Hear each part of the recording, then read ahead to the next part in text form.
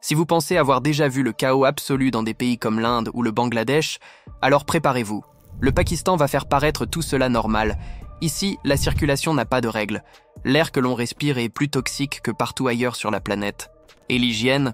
Ah, mon ami, ici elle n'existe tout simplement pas.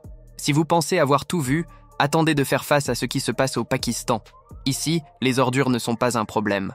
Elles font partie du paysage. Dans certaines zones, la saleté est telle qu'il semble impossible de croire que quelqu'un puisse y vivre. Mais ils y vivent. Et ne vous y trompez pas. Le choc ne vient pas seulement de la saleté. Le Pakistan est un pays de contrastes extrêmes, où des villes bouillonnent d'une énergie incontrôlée, tandis que des villages reculés font face à un oubli quasi total. Aujourd'hui, nous allons vous emmener dans un voyage à travers 15 faits par 1000 plus insensés, choquants et incroyables sur le Pakistan. Des réalités si absurdes qu'elles semblent sorties d'un film d'horreur, mais qui font partie du quotidien de ce peuple. Mais avant de commencer, laissez un like et abonnez-vous à la chaîne. Cela ne coûte rien et me motive à continuer à vous proposer du contenu incroyable. Numéro 1. Géographie. Le Pakistan se situe au cœur de l'Asie du Sud, entouré de puissances et de conflits. Il partage des frontières avec l'Inde, l'Afghanistan, l'Iran et la Chine, et il est relié à la mer d'Arabie au sud. Avec une superficie d'environ 881 000 km², le pays présente une géographie aussi intense que sa réalité. Au nord se dresse un véritable mur de pierre, les chaînes de l'Himalaya et du Karakoram, où se trouve le redoutable K2, la deuxième montagne la plus haute et l'une des plus meurtrières de la planète. Au sud surgissent les déserts brûlants de Thar et de Cholistan, où la vie résiste sous une chaleur implacable. Au centre du pays, les vallées du Pendjab se distinguent par leur fertilité, faisant office de grenier du Pakistan. La présence de l'Indus, qui traverse le pays du nord au sud, est vitale pour l'agriculture, l'approvisionnement en eau et la production d'énergie. Numéro 2. Population. Le Pakistan est le 5e pays le plus peuplé du monde et l'un de ceux dont la population croît le plus rapidement.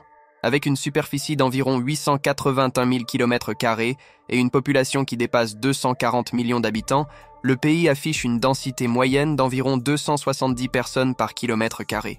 À première vue, ce chiffre peut sembler faible comparé à des pays plus petits et plus compacts.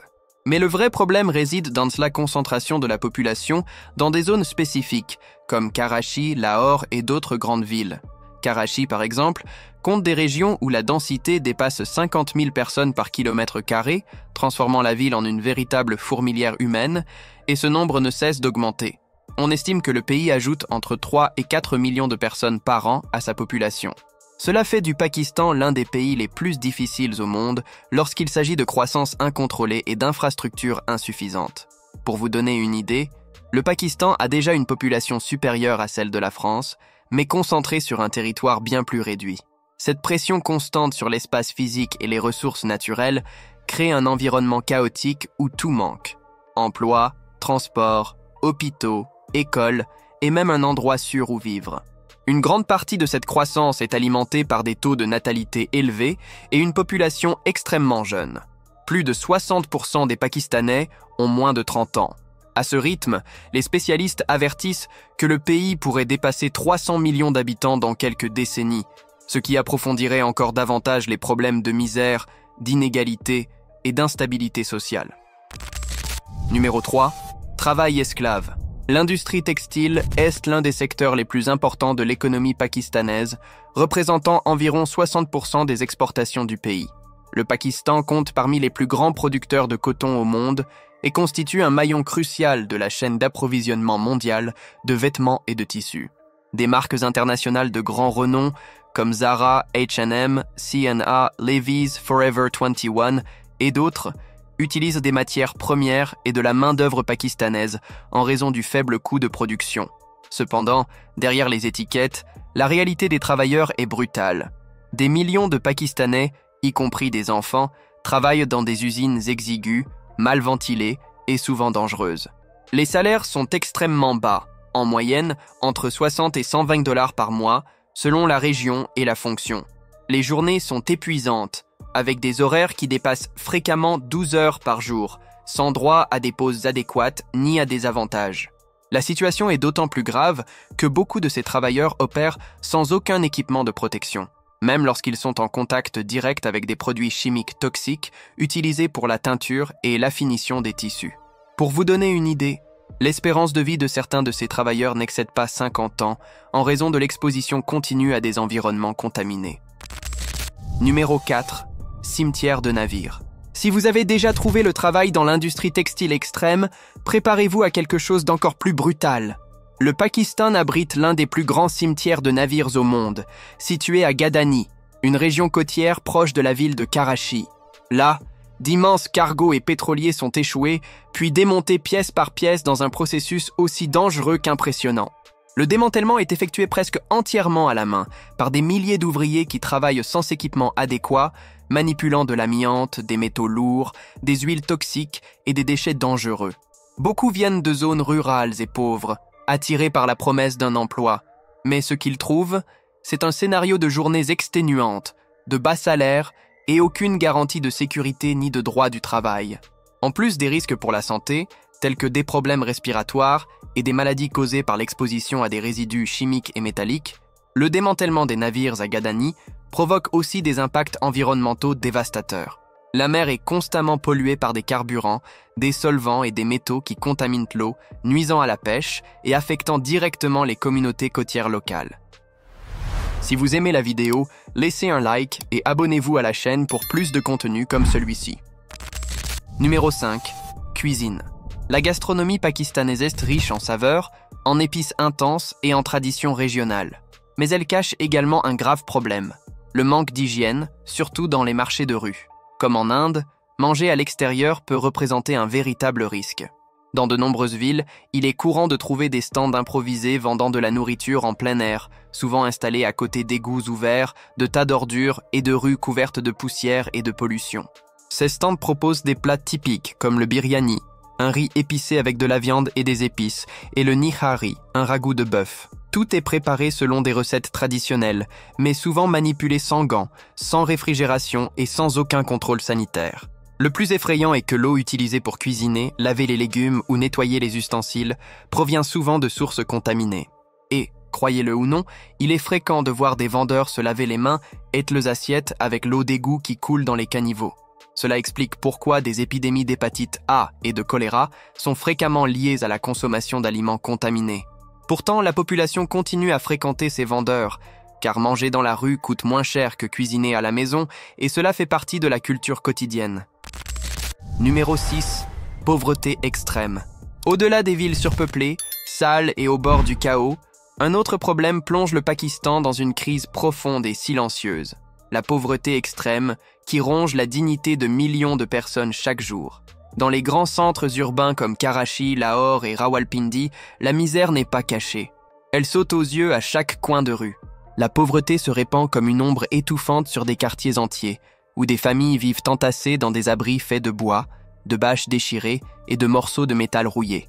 Il est courant de voir des gens mendier dans les rues, pendant que des enfants jouent parmi les déchets et que les égouts coulent à ciel ouvert. Mais la situation dans les zones rurales est encore plus cruelle. Environ 60% de la population vit dans des villages isolés, complètement oubliés par l'État. Dans ces lieux, avoir accès à l'eau potable, à l'électricité ou à une éducation de base est presque un luxe inexistant. Les familles nombreuses s'entassent dans des habitations de fortune, survivant avec le minimum, et parfois même pas cela. La pauvreté extrême fait partie du quotidien. La seule échappatoire pour beaucoup est de migrer vers les grandes villes à la recherche d'une vie meilleure. Mais tout ce qu'ils trouvent, c'est encore plus de misère, des bidonvilles surpeuplés et des promesses brisées. Plus de 35% de la population pakistanaise vit sous le seuil de pauvreté, affrontant des conditions proches de l'inhumain. Beaucoup survivent avec moins de $2 par jour, un montant à peine suffisant pour couvrir le coût d'un repas simple. La faim, le manque d'assainissement et l'effondrement des services de base font partie du quotidien de millions de personnes. Au Pakistan, la pauvreté n'est pas seulement une statistique. C'est une sentence qui emprisonne des générations entières sans aucune perspective de changement. Numéro 7. Transport. La circulation au Pakistan est chaotique et intense, rappelant celle de l'Inde ou du Bangladesh, avec un flux désorganisé de motos, de voitures, d'autobus, de charrettes et de piétons se disputant chaque centimètre de la route. Dans les grandes villes, les embouteillages sont constants et les conducteurs suivent rarement les règles de circulation. Les feux de signalisation sont rares, et le contrôle du trafic dépend souvent de policiers tentant de gérer le chaos à coups de sifflets et de gestes au milieu d'une mer de klaxons et de manœuvres dangereuses. Les transports publics laissent aussi beaucoup à désirer. Des autobus anciens, en service depuis des décennies, sont monnaie courante, avec un entretien minimal. Souvent, ces véhicules sont surchargés au-delà de leur capacité. Transportant des passagers dans des conditions inconfortables, c'est dangereuse, sous une chaleur étouffante et une poussière omniprésente. L'un des moyens de transport les plus traditionnels et encore largement utilisés est le rickshaw, une bicyclette ou une moto adaptée avec une cabine pour les passagers. Il est fréquent de voir des hommes maigres et épuisés pédaler sous un soleil brûlant, travaillant de longues heures pour une rémunération minimale. Certains parcourent plus de 30 km par jour pour subvenir aux besoins de leur famille. Une autre scène commune est celle des trains surchargés, véritable symbole du transport pakistanais. Pendant les fêtes ou les périodes de pointe, les wagons sont si pleins que les passagers s'entassent dans les couloirs, sur les marchepieds et même sur le toit. C'est extrêmement dangereux, mais pour beaucoup, c'est la seule option pour se déplacer entre les villes. Au Pakistan, les transports ne sont pas un service public, c'est une lutte quotidienne pour survivre. Numéro 8. Qualité de l'air. Le Pakistan est l'un des pays présentant les niveaux de pollution atmosphérique les plus alarmants de la planète, figurant constamment parmi les premiers dans les classements mondiaux de la pire qualité de l'air. Des villes comme Lahore, Karachi et Faisalabad connaissent des niveaux toxiques de pollution une grande partie de l'année, Lahore occupant souvent le haut des listes des villes les plus polluées du monde. À certains moments, les indices atteignent jusqu'à 16 fois la limite considérée comme sûre selon l'indice de qualité de l'air. Cette pollution est causée par une combinaison dangereuse de facteurs. Émissions incontrôlées de véhicules, brûlage de déchets à ciel ouvert, activités industrielles sans surveillance environnementale, usage intensif de générateurs au diesel et grande quantité de poussière provenant des chantiers et des routes non pavées. Les particules fines et autres polluants dépassent largement les limites recommandées par l'Organisation mondiale de la santé, produisant un air dense, gris et toxique qui affecte directement la santé de la population. Cette brume constante, connue localement sous le nom de smog, recouvre plusieurs régions du pays, surtout en hiver, lorsque l'air froid piège les polluants près du sol. Pendant ces périodes, les écoles ferment, les vols sont annulés et les hôpitaux débordent de patients souffrant de maladies respiratoires. L'impact est si grave que l'on estime que la pollution de l'air cause plus de 100 000 décès prématurés chaque année au Pakistan. Dans de nombreuses villes, l'air est si épais qu'on distingue à peine l'horizon, et respirer devient un supplice. Numéro 9. Pratiques culturelles. Au Pakistan, les pratiques d'hygiène et les coutumes quotidiennes sont profondément liées à la religion et aux traditions locales. Une habitude largement répandue est l'usage de l'eau à la place du papier hygiénique pour se nettoyer après être allé aux toilettes.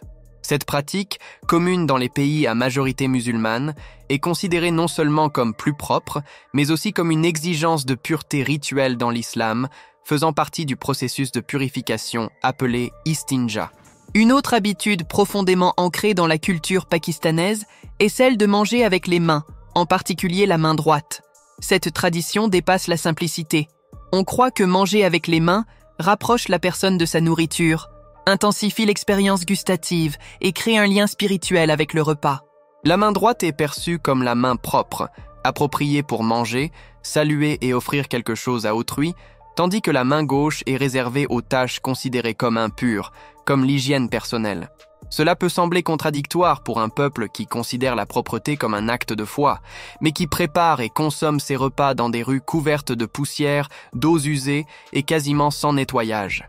Pourtant, malgré ces paradoxes, le mode de vie pakistanais reflète un profond sens de l'hospitalité et du respect des rituels quotidiens. Il est courant que les visiteurs soient accueillis avec du thé chaud, le célèbre chai, accompagné de douceur ou de pain traditionnel, même dans les foyers les plus modestes. L'étiquette sociale valorise les gestes de courtoisie, comme retirer ses chaussures avant d'entrer dans une maison et porter des vêtements modestes en signe de respect pour la foi islamique.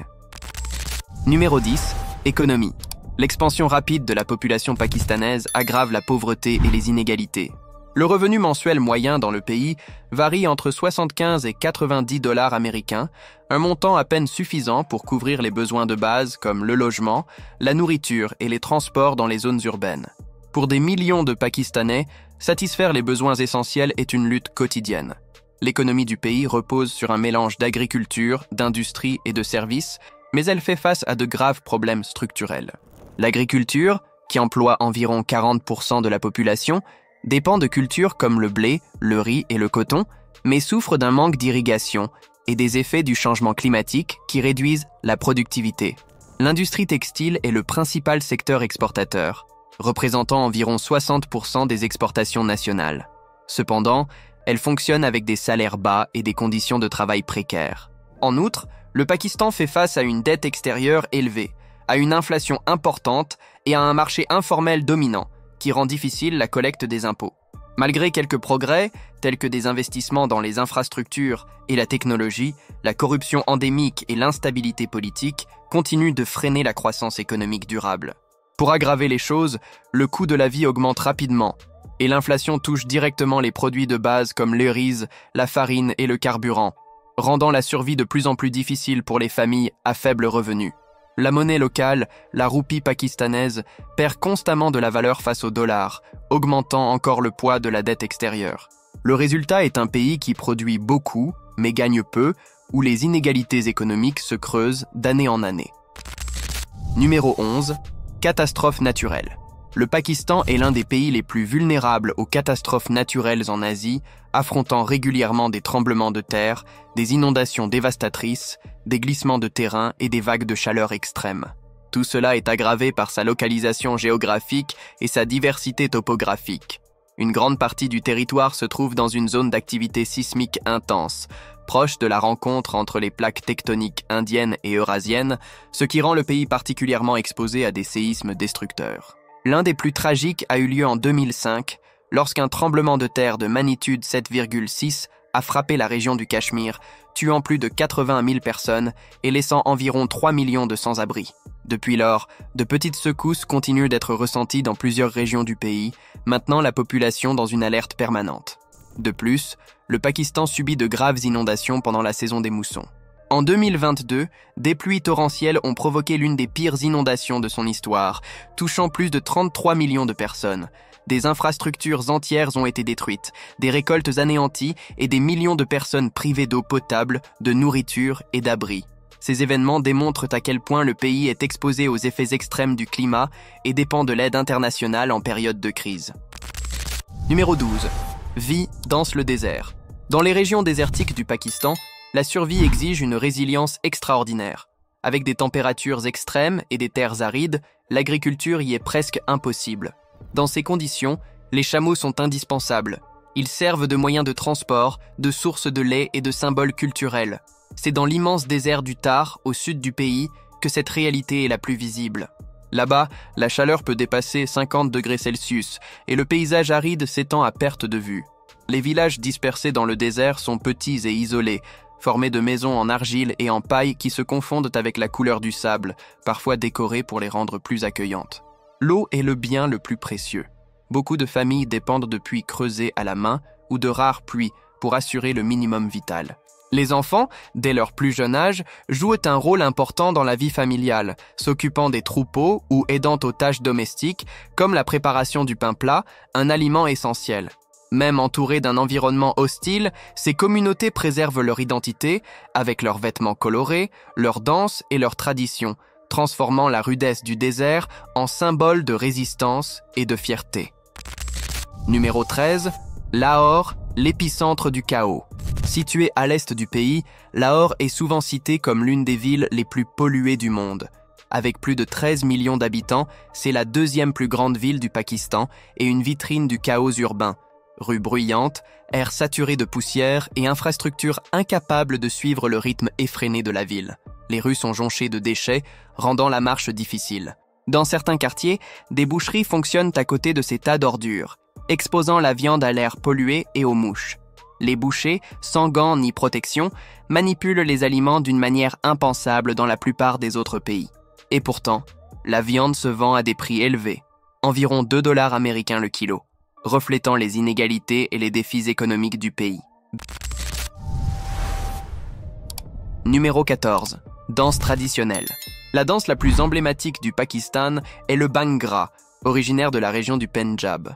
Traditionnellement associé aux célébrations des récoltes, le Bhangra a évolué pour devenir une expression culturelle vibrante qui dépasse les frontières. La danse se distingue par ses mouvements énergiques, ses sauts et l'usage du dol, un tambour qui donne le rythme entraînant.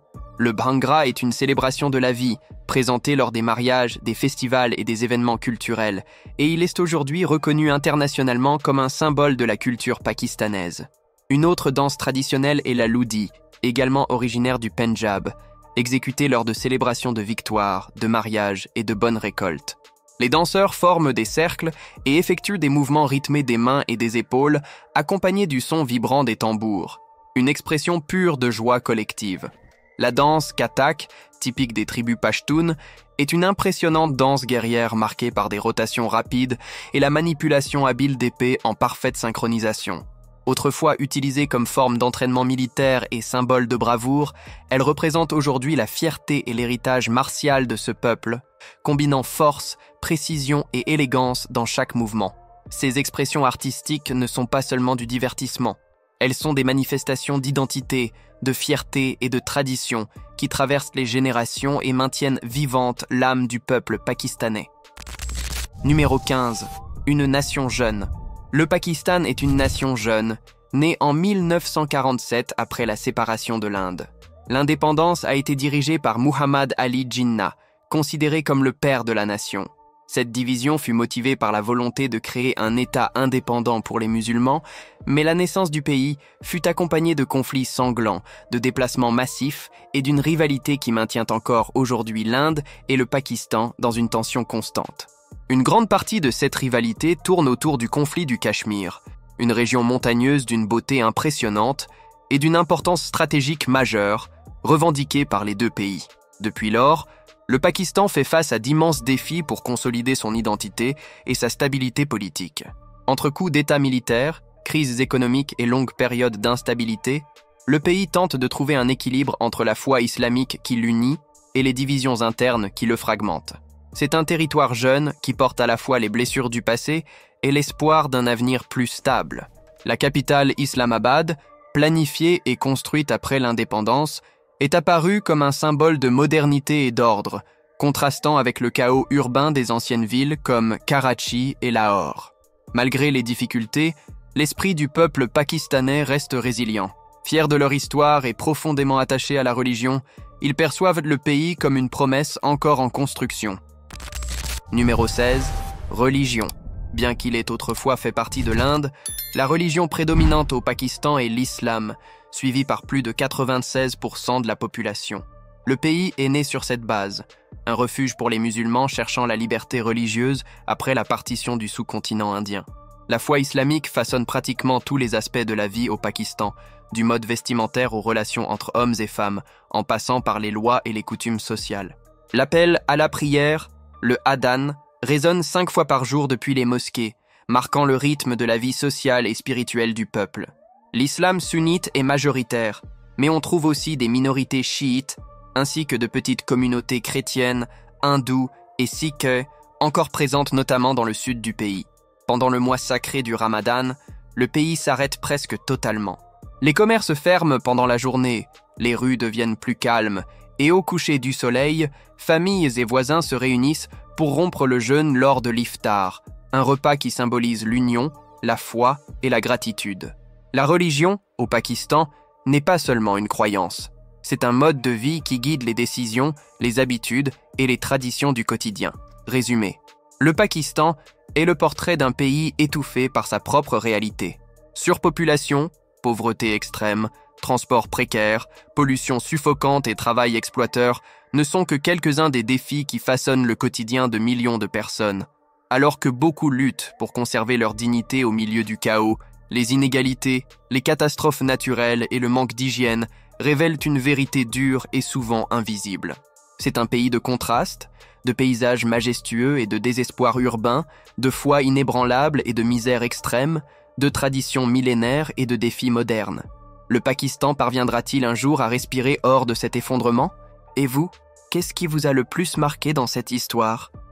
Si vous êtes arrivé jusqu'à la fin de cette vidéo, laissez un like et abonnez-vous à la chaîne.